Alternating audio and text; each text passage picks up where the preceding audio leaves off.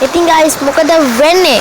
ඉතින් බොක්කලා කාට පස්සේ ගෙනාවා සුපර් කාට පස්සේ දැන් ඉතල වීඩියෝ එක අප්ලෝඩ් කරලා YouTube එකට.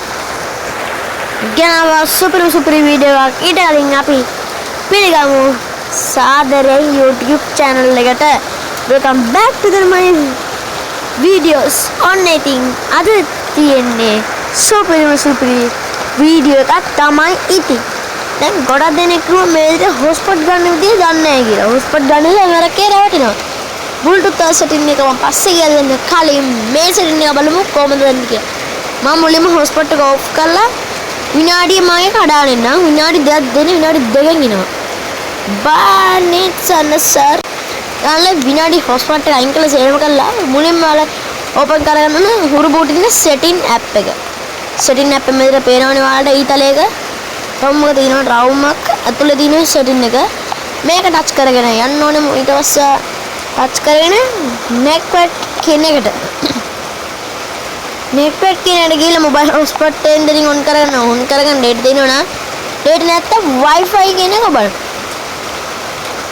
ඊට පස්සේ කරන් දෙන්නේ eSIM game එක දැන් අනිත් ෆෝනේ device එක මෙතනින් ආවා A001 SH කියලා මේක टुकुस करम वाईफाई संबंध කරගෙන එන්නම් ඔන්නේ නම් මං ගහනවා ජිංගි චිකිචා චිකා චිකාචි පිටා චිකි චිකා චිකා චිකාචි චිකා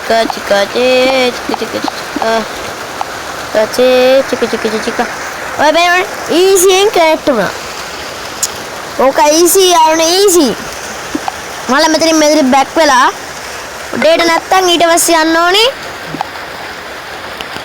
ඔයාලගේ හෝම් ස්ක්‍රීන් එක YouTube Facebook එකෙන් පොඩ්ඩක් බලන්න ගිහලා ඔන්න බලන්න මෙතන මේ වීඩියෝ බලන්න බැරුව හිටියේ ඒක මම දීසින් දාන්නේ බලන්න